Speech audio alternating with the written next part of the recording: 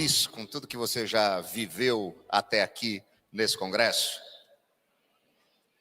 Como é gostoso viver alguns momentos de alegria, de felicidade, quando a gente encontra e reencontra pessoas que a gente tanto gosta, pessoas que a gente tanto admira. Como é gostoso a gente viver momentos onde a gente percebe claramente que Deus está cuidando de nós, está fazendo algo na nossa vida e há de fazer algo através da nossa vida.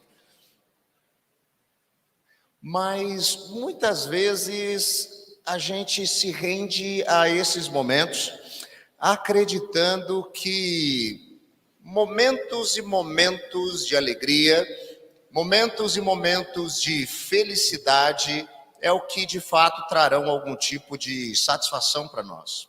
Mas aí quando a gente experimenta alguns momentos que não são assim tão alegres e nem tão felizes, a gente se frustra, a gente se decepciona. Parece que a gente vive uma alegria que é passageira. Mas a palavra de Deus nos fala de experimentarmos uma verdadeira felicidade, que gera uma transformação tão efetiva no nosso coração, que a gente passa então a transbordar dessa alegria, independente agora das circunstâncias. Por quê? Porque essa verdadeira alegria, ela não é condicional. Ela não tem a ver com momentos bons, com momentos alegres. Ela não tem a ver com as coisas dando certo. Elas não têm a ver com o nosso sucesso.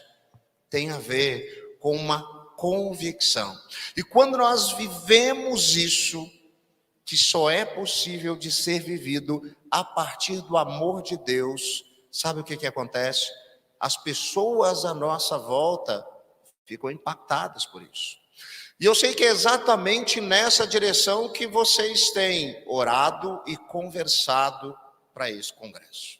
Afinal de contas, é assim que se evidencia o amor de Deus em todas as esferas de relacionamento. Mas para a gente fazer isso com propriedade, a gente precisa perceber, entender, compreender qual é de fato a nossa identidade. E é isso que eu queria desafiar todos vocês nessa noite. Que nós possamos então evidenciar o amor de Deus como verdadeiros cidadãos e cidadãs do reino dos céus. Portanto, eu queria refletir com todos vocês aqui nessa noite em um texto muito conhecido da sabedoria bíblica, onde Jesus vai nos falar a respeito da verdadeira felicidade. A gente está muito acostumado a ouvir sermões sobre o sermão de Jesus, intitulados como as bem-aventuranças, e exatamente porque é nessa direção que Jesus vai trabalhar, dizendo aos seus discípulos e àqueles que estão ao redor: quem são esses plenamente felizes? E aí nós conhecemos esse texto que diz que bem-aventurados são os pobres em espírito, pois deles é o reino dos céus. Bem-aventurados os que choram, pois eles serão consolados. Bem-aventurados os humildes, os mansos, pois eles receberão a terra por herança. Bem-aventurados os que têm fome e sede de justiça, pois serão satisfeitos. Ainda, bem-aventurados os misericordiosos, pois eles obterão, alcançarão misericórdia. Bem-aventurados os puros de coração, pois eles verão a Deus. Bem-aventurados os pacificadores, pois serão chamados filhos de Deus. Bem-aventurados os perseguidos por causa da justiça, pois deles é o reino dos céus. Bem-aventurados serão vocês, quando por minha causa os insultarem, perseguirem e levantarem todo tipo de calúnia contra vocês. Alegrem-se, regozijem-se, porque grande é a sua recompensa nos céus, pois da mesma forma perseguiram os profetas que vieram antes de vocês. Vamos orar juntos? Deus eterno, que a sua palavra venha como uma espada penetrante ao nosso coração, nos trazendo sabedoria, sensibilidade e discernimento para compreendermos aquilo que o Senhor quer fazer em nós e através de nós, no nome de Jesus. Amém e amém. Graças a Deus. Antes da gente refletir sobre esse texto, como disse, muito conhecido da maioria de nós, eu queria levar você a refletir um pouquinho, ou para a gente entender um pouquinho mais, essa expressão que Jesus está trazendo aqui para nos ensinar sobre uma verdadeira felicidade que transborda sobre todas as coisas. Talvez você já tenha ouvido essa expressão, às vezes repetida, que é trazida aqui, Macários, traduzida muitas vezes na nossa língua portuguesa como bem-aventurado, mas a gente não tem um equivalente exato a essa expressão. A gente pode tentar coisas do tipo, é alguém tomado de grande alegria, é alguém muito abençoado, muito afortunado. Uma espécie de superlativo de felicíssimo, o mais feliz que você pode conseguir imaginar. Agora, a gente precisa entender algumas coisas sobre esse texto. Se você reparou no momento em que eu estava lendo, parece que existe uma moldura que é colocada aqui. Porque quando a gente começa ali com a primeira bem-aventurança, diz que destes é o reino dos céus. E depois de passar por todas elas, ao final, a gente vai ver repetir de novo, deles é o reino dos céus. E é exatamente aí que nós percebemos o que acontece com esses que serão consolados, receberão a terra como herança, serão satisfeitos pela justiça, obterão misericórdia, verão a Deus e serão chamados filhos de Deus. Na verdade, o que a gente encontra aqui então, nessa moldura? Um retrato, uma fotografia. O cidadão do reino dos céus. É sobre o cidadão do reino dos céus que Jesus está falando. E isso é importante da gente entender, porque há um consenso entre os estudiosos da palavra de Deus que as bem-aventuranças, elas não retratam 8 tipos diferentes de pessoas. Aqueles que são pacificadores, aqueles que são pobres de espírito. Não, não. Não é cada um com a sua consequente recompensa. Na verdade, são as características de um mesmo tipo de pessoa. Quem? O cidadão, a cidadã do reino dos céus. E nesse sentido, é muito importante nós lembrarmos algo que o teólogo inglês John Stott nos ensinou, que a gente deve ficar um pouco receoso em simplesmente traduzir esse texto como felizes, porque a gente pode correr o risco de achar que são pessoas que se sentem felizes porque estão vivendo momentos felizes, como que nós estamos vivendo aqui desde ontem, por estar com pessoas que a gente gosta, porque tem a ver com situações que são agradáveis, que despertam algum tipo de sentimento bom no nosso coração. É perigoso a gente pensar nessa direção. Na verdade, a gente precisa entender que o que Jesus está falando aqui não é de um sentimento, de uma sensação, mas é de um estado que independe de qualquer circunstância, porque o cidadão e a cidadã do reino dos céus já é abençoado. É muito importante a gente partir dessa premissa, entendendo que isso não tem a ver com meros momentos, mas isso tem a ver com o estado. Nós podemos ser plenamente felizes, porque é isso que o Evangelho vai nos proporcionar. Então vamos olhar um pouquinho para esses ensinos de Jesus, essas bem-aventuranças e para as características deste cidadão, desta cidadã do reino dos céus.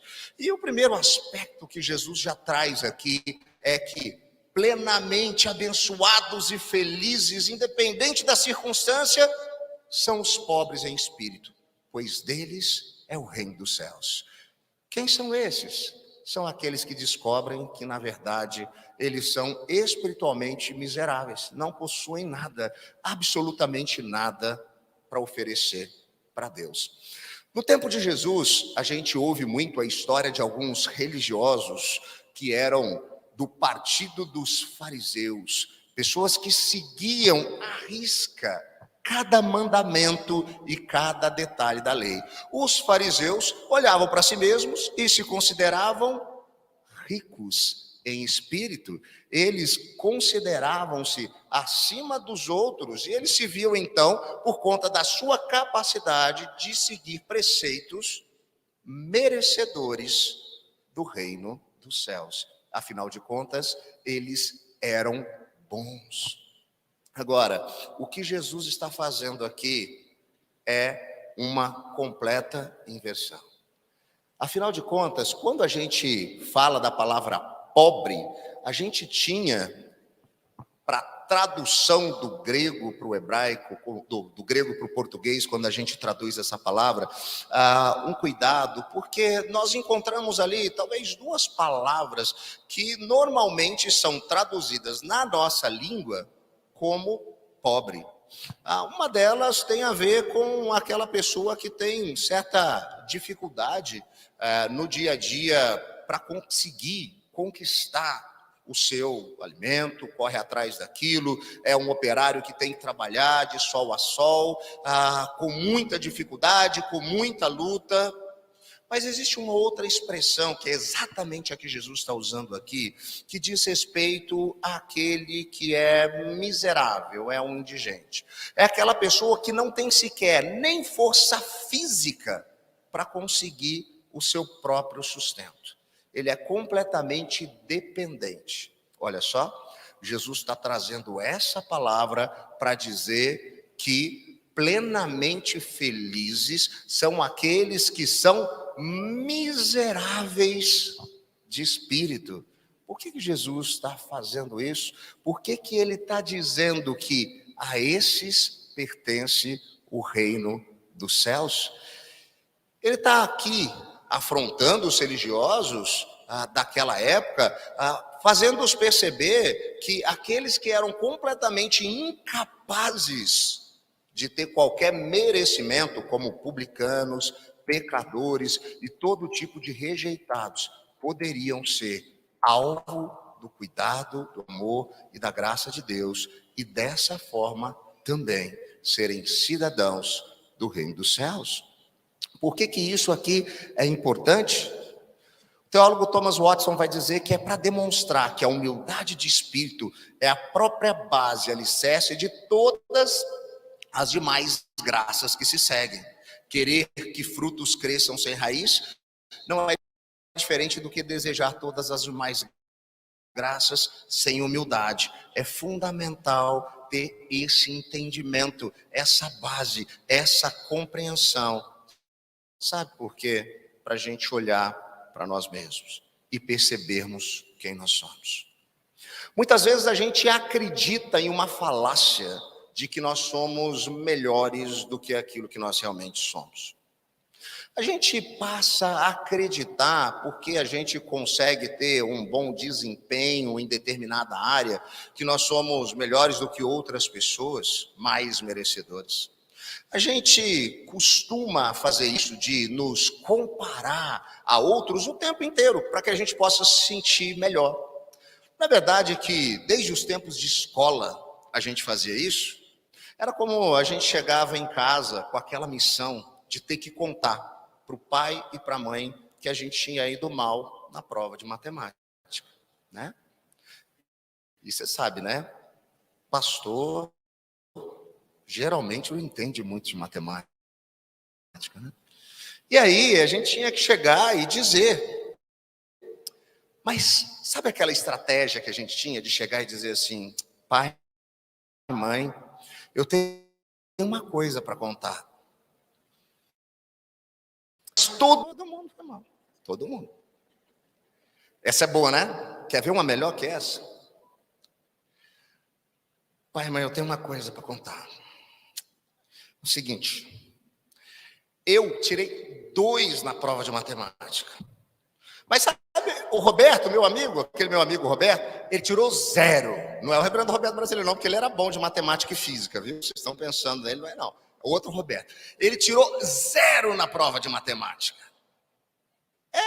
A gente olhava para alguém que tinha um desempenho em alguma área inferior ao nosso, para a gente poder ficar feliz com a gente mesmo e acreditar que a gente é melhor. E a gente faz isso o tempo inteiro, em todas as áreas. É como aquele marido que é questionado pela esposa que ele está trabalhando demais, não está dando atenção para ela, para os filhos, para casa, e aí ele responde: mas pelo menos eu não sou como aquele marido da sua prima que fica bebendo no bar até tarde. Ninguém está falando do marido da prima.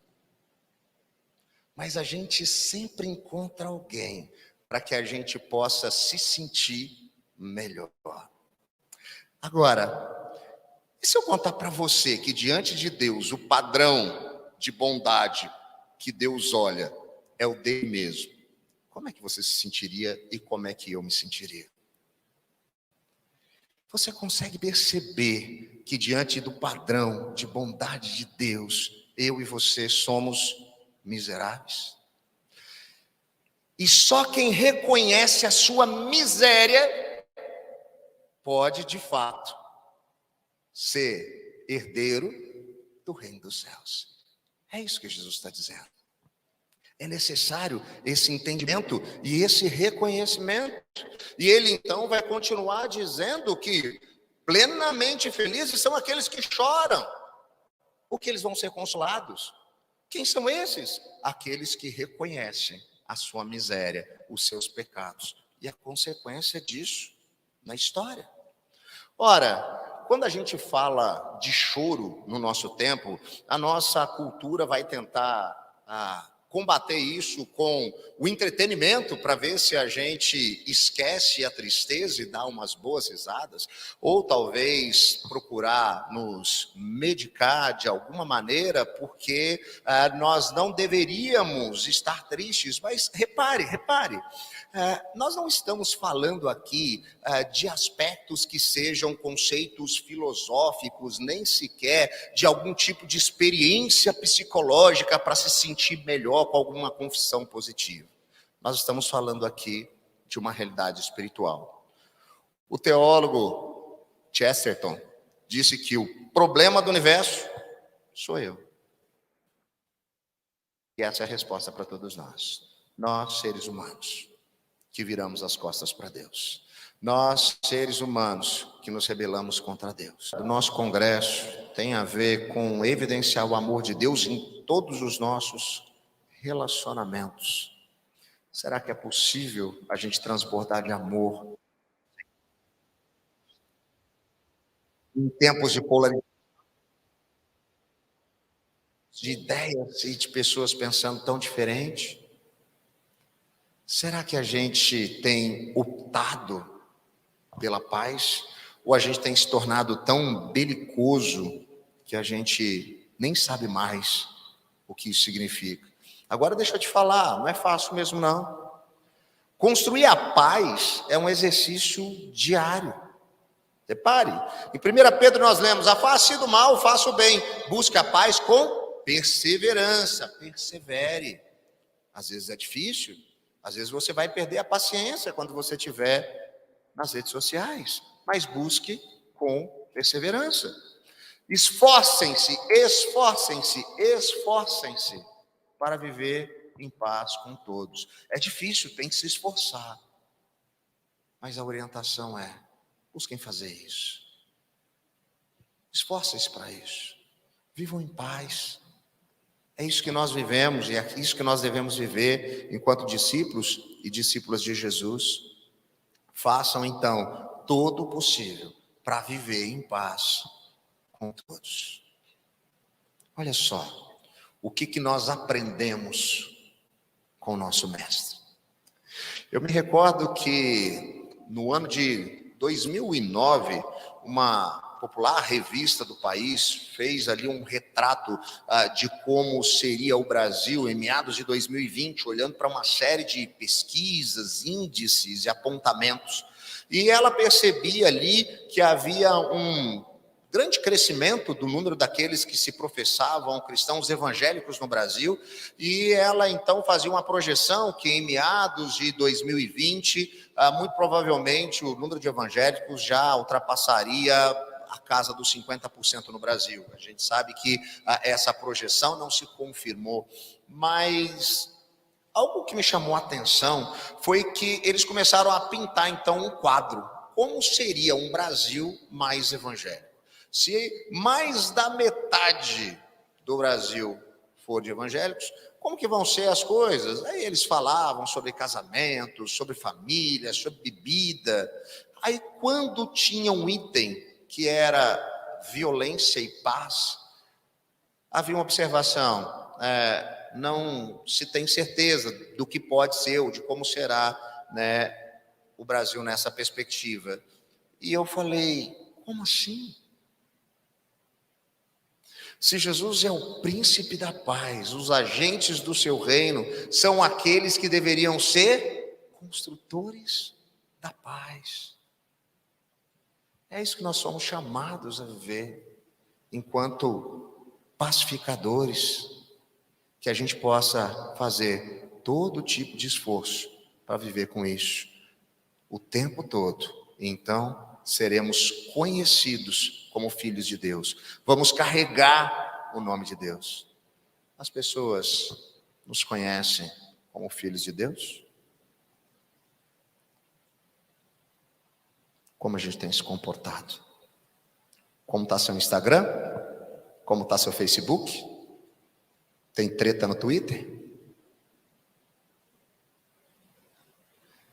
Essa é uma reflexão muito séria e difícil de falar sobre isso. Mas a sensação que eu tenho é que às vezes a gente está criando para a gente algumas personas e a gente se classifica quando a gente está diante dessas modernidades tecnológicas como alguém diferente daquele que deveria ser o cidadão, a cidadã do reino dos céus. Eu me lembro que há alguns anos mesmo, quase uma década, eu tive que confrontar um colega de ministério pela maneira como ele estava se comportando nas redes sociais. E eu disse, cara, o que você está fazendo não é que não é um papel de pastor, não é um papel de um discípulo de Jesus, você precisa ir devagar. E eu me lembro que ele disse, mas é o meu perfil pessoal. Como assim? Desde quando na nossa teologia reformada existe distinção das coisas? Desde quando você é um no púlpito, um na sua casa e um no Facebook, no Instagram e no Twitter? Aonde você encontrou isso?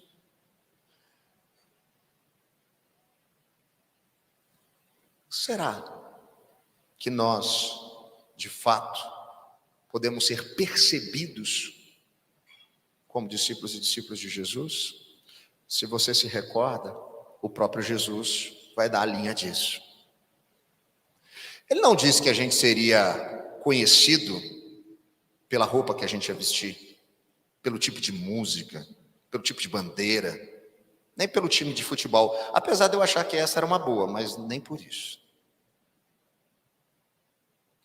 Ele disse que nós seríamos conhecidos como seus discípulos se nós nos amássemos uns aos outros. Uou! Será que a nossa atitude belicosa, que tem nos levado para longe de sermos pacificadores, nos faz de fato percebidos como filhos de Deus, como discípulos de Jesus, como pessoas que amam uns aos outros, só porque a gente diz que faz algumas coisas? Que o Espírito Santo incomode nosso coração. O construtor da paz precisa estar em paz, e estar em paz com Deus, porque a gente não pode dar aquilo que a gente não tem. E aí, sabe para onde tudo isso vai nos levar? A ter uma compreensão clara de que nós temos uma missão. Porque as pessoas que estão à nossa volta têm uma carência. A gente já falou sobre o pecado, A gente já falou da condição, a incapacidade de se sentir pleno, feliz e satisfeito. Mas, por meio de Cristo, o próprio Deus está gerando paz. Por meio de Cristo, Deus está reconciliando consigo o mundo. Todo tipo de pessoa.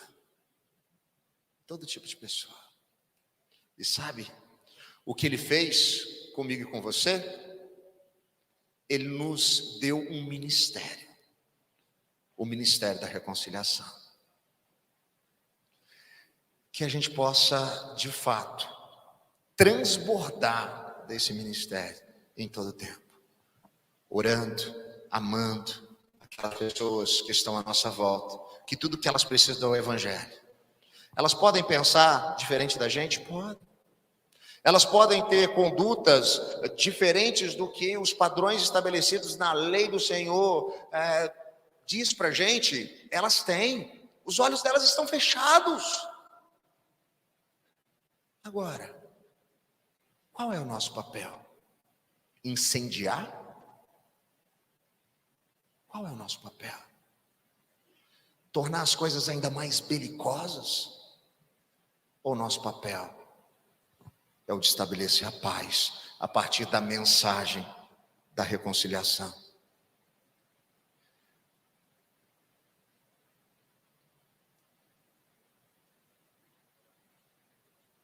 Que sejamos embaixadores de Cristo. Que a paz de Deus, que excede todo entendimento, guarde o coração e a mente de todos nós em Cristo Jesus. A gente vai precisar, sabe por quê? Porque tem uma coisa que é natural em meio a tudo isso. Ainda que a gente se sinta seguro, tranquilo e descansado nos braços do Senhor, porque Ele está no controle de todas as coisas, nós vivemos em um mundo que jaz no maligno, instável. E nós vamos ser perseguidos. Mas atente-se, cidadãos do reino dos céus são perseguidos por causa da justiça. Tem gente que chega para mim e fala assim: pastor, estou sendo perseguido lá na minha família, perseguido lá no meu trabalho, porque eu sou crente. Como eu conheço a pessoa, eu falo assim: tá nada.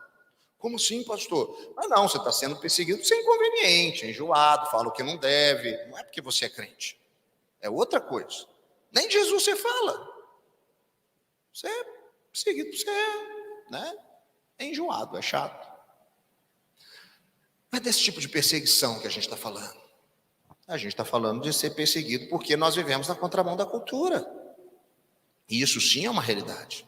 Aqueles que, ao subverter as estruturas de uma cultura contaminada pelo pecado, são odiados pelo mundo. Então, um conselho, para os de casa, já que nós estamos entre discípulos e discípulas de Jesus, não seja perseguido por ser intrometido, inconveniente, por falar demais, Não é disso que nós devemos receber perseguição, mas, de fato, por causa da justiça. Bem-aventurados os perseguidos por causa da justiça, porque deles é o reino dos céus. Bem-aventurados são vocês quando por minha causa os insultarem, perseguirem, levantarem todo tipo de calúnia. Alegrem-se, regozijem-se, porque grande é a recompensa de vocês nos céus. Da mesma forma, perseguiram os profetas que viveram antes de vocês. Que a gente possa, de fato, viver dessa maneira, porque se a gente tem uma cosmovisão, uma maneira de interpretar o mundo, de entender o mundo à nossa volta a partir do Evangelho, isso traz para nós valores que são inegociáveis. Eu e você não podemos abrir mão do Evangelho. Existem coisas que a gente conversa. Existem algumas exceções que a gente pode fazer. Existem coisas que são incontornáveis. Existem coisas que a gente não pode negociar. E então, quando a gente vive isso, a gente gera um choque entre dois sistemas com valores diferentes e completamente irreconciliáveis. É assim que vem a perseguição. Então eu sou perseguido quando, através do cristianismo, eu vejo tudo ao meu redor. A minha maneira de enxergar o mundo é a partir daquilo que eu aprendi com o meu mestre. E eu sou perseguido, então, quando eu faço aquilo que eu tenho que fazer. Quando eu coloco as primeiras coisas em primeiro lugar. Quando eu reorganizo os desejos, as prioridades, os meus planos, de fato, eu vou estar na contramão da cultura. Como é que eu faço para ser perseguido? O escritor irlandês C.S. Lewis, certa vez escreveu: hoje eu acredito no cristianismo como eu acredito que o sol nasce todo dia. Não apenas porque eu vejo, mas porque através dele eu vejo tudo ao meu redor. Eu percebi que colocando as primeiras coisas em primeiro lugar, teremos as segundas a seguir. Mas colocando as segundas em primeiro lugar, perdemos ambas. O próprio Jesus foi quem nos disse: busque em primeiro lugar o reino de Deus e a sua justiça. Todas as outras coisas vão ser acrescentadas. Faça isso e você vai ser perseguido. Faça isso e as pessoas vão torcer o nariz por você. Agora, se assegure que você de fato tem sido perseguido por causa do evangelho, por nenhuma outra coisa. Que você possa viver isso de maneira efetiva. Nós evidenciamos o amor de Deus como cidadãs e cidadãos do reino dos céus, sendo pobres de espírito e chorando por causa do pecado, sendo mansos, humildes e tendo fome e sede de justiça, sendo misericordiosos e puros de coração, sendo construtores da paz, mesmo em meio à perseguição, à luta e à adversidade.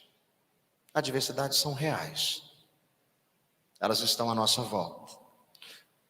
Nós não acreditamos naquela falácia de que se você vier para a igreja, começar a frequentar as nossas reuniões de oração, deixar o seu dízimo no gasofilácio, você nunca vai ficar desempregado, nunca vai ficar doente, nunca vai brigar com o marido e a esposa, nunca vai ter problema. A gente não acredita nessa falácia. A gente sabe de que um mundo contaminado pelo pecado, que jaz no maligno, traz para a gente as mais diversas desventuras. Só que agora que nós entendemos que nós somos cidadãos do reino dos céus, sabe o que isso faz? Faz com que a gente evidencie o amor de Deus no nosso jeito de viver, nos nossos relacionamentos, em todo o tempo, independente da circunstância, porque a gente experimenta da paz que excede todo entendimento. E lembrando disso, não tem como você não pensar em pessoas que talvez tenham vivido tremenda adversidade, mas sempre se mantiveram firmes, porque sabiam naquilo que criam. Eu, durante muito tempo, vi isso muito perto de mim. No ano de 2005, um ano especial para mim, o ano do meu casamento, estava no meio do seminário, tempo de muita alegria.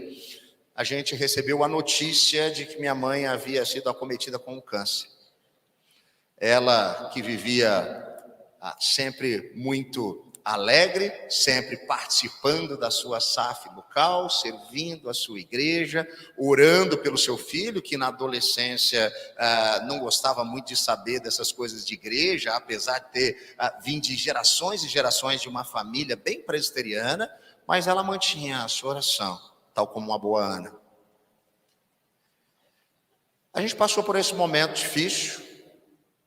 Ela fez tratamento, cirurgias, quimioterapia, radioterapia. E ela ficou bem, muito bem, por um bom tempo.